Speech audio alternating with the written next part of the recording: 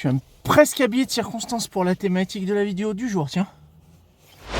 Twip, bonjour et bienvenue sur Adricoscope, la chaîne faite avec le cœur et tournée avec les pistes. C'est un plaisir de vous retrouver aujourd'hui pour cette nouvelle vidéo.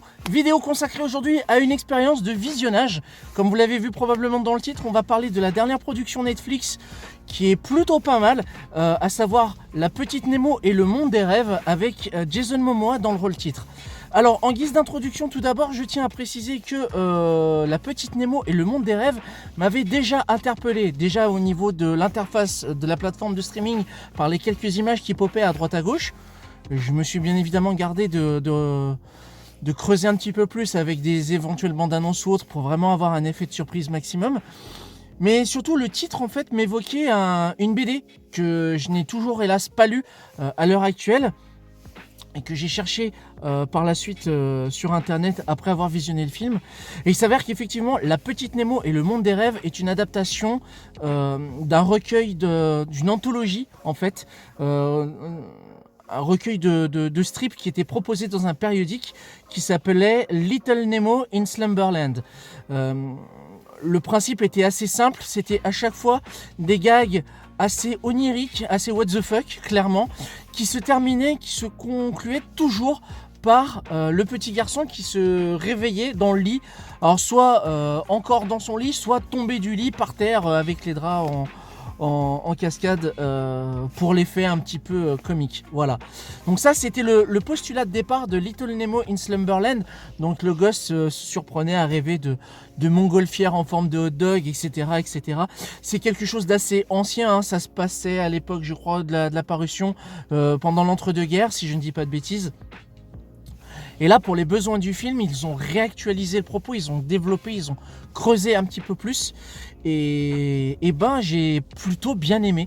Même si il y a certains écueils et certains clichés qui sont malheureusement assez évidents et qui permettent d'anticiper en fait certaines scènes, voire même la conclusion du film. Il y a quand même quelques petites idées en termes de mise en scène qui est plutôt pas mal. Donc La Petite Nemo et le Monde des Rêves, de quoi ça va parler? En fait, La Petite Nemo, donc c'est une jeune fille qui s'appelle Nemo, hein, comme le poisson rouge de Pixar. Enfin, poisson rouge ou poisson clown. Je ne voudrais pas me mettre les poissons fils sur le dos.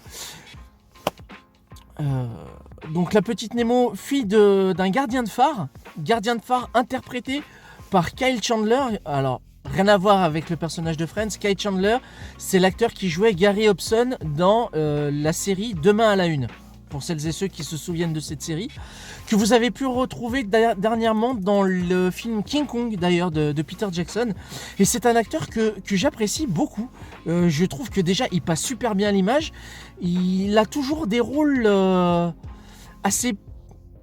J'ai pas envie de dire positifs, mais... plutôt... Enfin, j'aime bien. Ce mec-là renvoie une image assez cool. Il y a Jason Momoa dans le rôle titre, bien évidemment. Donc Kyle Chandler joue le papa de Nemo, donc gardien de phare. Ils vivent complètement coupés du monde. Donc le papa fait l'éducation de sa fille, lui apprend à bricoler, à compter, etc., etc. Et lors d'une mission, lors d'un SOS envoyé par un bateau, le papa va aller à la rescousse de ce navire, laissant la petite Nemo toute seule. Et hélas, elle va être déclarée orpheline puisque le papa est perdu en mer.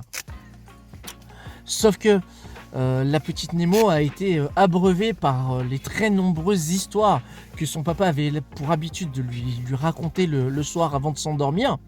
Même si c'est une jeune adolescente, je lui donne 12-14 ans dans le film. Et du coup, les gardes-côtes récupèrent la jeune fille, lui apprennent la triste nouvelle et va être mise sous la tutelle de son oncle dont elle ignore tout. Ça va être donc un adulte et une jeune fille qui vont devoir apprendre à cohabiter. Et la petite surprise, c'est que le tonton est interprété par un acteur dont j'ai malheureusement oublié le nom, mais qui pour moi m'a laissé un souvenir mémorable dans la série de IT Crowd, donc le personnage de Roy. Pour celles et ceux qui ne se souviennent pas de cet acteur, c'est également celui qui essaye de dragouiller péniblement Nathalie Portman dans le Thor, le monde des ténèbres, donc le Thor 2. Donc ça fait plaisir de retrouver cet acteur. Et en fait, Nemo va apprendre que le monde des rêves, aussi fantasque, onirique et bordélique soit-il, peut avoir des répercussions sur le monde réel. Voilà. Donc il y a...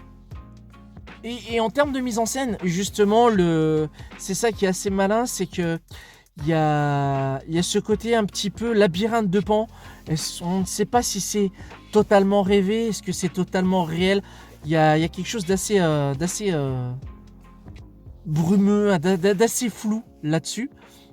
Même si en termes de lecture au premier degré, on pourrait penser que le monde des rêves est clairement, impactant sur le monde réel. Et ce que j'ai apprécié aussi, c'est que Jason Momoa, qui est dans l'histoire, va interpréter une sorte de fouteur de merde, un fêtard, voilà. C'est-à-dire que il est dans le monde des rêves, il se fait appeler Flip, et lui son but c'est de kiffer les rêves indéfiniment, et il a besoin, en fait il se met en quête d'une carte au trésor pour essayer de retrouver son identité, parce qu'à force de vivre dans les rêves, il a oublié qui il était dans le monde réel. Voilà. Et cette carte au trésor, bien évidemment, Nemo en a plus ou moins connaissance. Je vais arrêter là sur les explications du film. En termes d'interprétation, Jason Momoa qui est habitué à jouer les gros durs, les gros bras, avec, on va pas se mentir, un jeu d'acteur calibré pour des rôles assez physiques.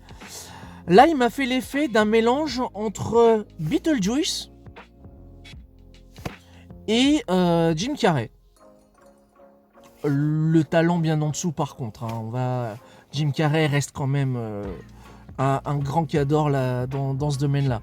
Mais là, de voir Jason Momoa faire le con, foutre le bordel et être un peu grossier, ordurier, de ne pas faire ouais c'est moi le gros baraquet ténébreux, hyper sexy, qui attrape toutes les gonzesses. Non, là on est vraiment sur quelque chose d'un peu plus enfantin forcément, d'un peu plus enjoué aussi. Mais on voit que Momoa il s'est amusé sur le tournage, ça se voit. Et c'est plutôt cool. Après, encore une fois, comme je l'ai expliqué en début de vidéo, le film est prévisible. Le film utilise beaucoup de clichés. La force de La Petite Nemo et le monde des rêves va surtout résider, comme je l'expliquais, dans sa mise en scène et certaines directions artistiques. Il y a certains passages qui m'ont rappelé le film Free Guy d'ailleurs, avec Ryan Reynolds. Free Guy, je ne sais pas si j'en ai parlé sur cette chaîne. Il y avait aussi également un petit côté Inception, donc avec cette histoire entre monde réel et monde rêvé. Et à l'issue du visionnage du film, moi j'avais qu'une idée en tête, c'était de découvrir en fait le comics qui a servi de matériau d'origine pour cette adaptation-là. Je sais que c'est une adaptation très libre, très différente de ce que te proposait la BD, mais c'est pas pour autant que je l'ai rejeté. Je sais que c'est quelque chose qui a été pensé particulièrement pour ce média-là, mais c'est pas pour autant que j'allais le dénigrer ou hurler à la trahison. On voit que ça s'est inspiré de pas mal de notions, mais à côté de ça, voilà, c'est quelque chose de très différent du matériau d'origine, sans en trahir toutefois l'essence. Voilà. Après, en même temps, comme je l'ai expliqué, je n'ai pas lu le comics de base, mais du peu que j'en ai vu après avoir visionné le film, je pense que c'était un exercice assez compliqué à faire de devoir retranscrire ce principe de comic strip en une page et en faire un film de 2 heures. Alors, pas totalement 2 heures, hein. Je crois que ça doit être un calibre genre 1h30, 1h40 en termes de format. Mais voilà, c'est un film léger qui se prend pas la tête et ouais, et puis ça fait plaisir, comme je disais, de voir Jason Momoa jouer autre chose que le gros dur qui veut tout péter et faire, pour reprendre les rubriques de G, de faire du ouga bouga. J'aime bien ce terme. Ouga bouga, moi tout cassé, moi tout. Voilà, et pas de réflexion à ses bas de plafond. Là, il est un poil au-dessus, même si il nous fait pas du Einstein, du Kant ou du Freud. On est très très loin de ça, mais là, voilà.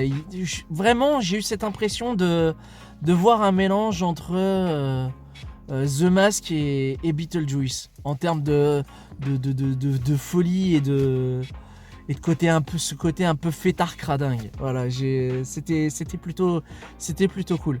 Et encore une fois, un grand plaisir de retrouver l'acteur de IT Crowd, donc ce fameux Roy dans le rôle du tonton.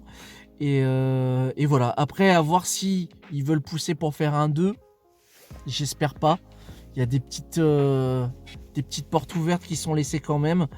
Mais voilà, c'était ma petite recommandation du jour. Si vous connaissiez ou non La Petite Nemo et le Monde des Rêves, que vous ayez vu le film et ou le comics, si vous l'avez aimé ou pas, n'hésitez pas à m'en faire part dans les commentaires. Quant à moi, je vous retrouve, je le rappelle, ce week-end à Paris Manga, au Parc des Expos de Villepinte, donc les 3 et 4 décembre. Je serai donc sur le stand de Yum Yum Studio, en compagnie de mon fils et de Callahan. Dans tous les cas, d'ici là, passez une excellente fin de semaine, portez-vous bien, pleine d'inquiétude, et à bientôt pour une prochaine vidéo. Il n'y aura pas de vidéo dimanche pour le récap, parce que ça sera compliqué pour moi de le tourner. Voilà, on se dit à la semaine prochaine. Pleine d'inquiétude. Salut!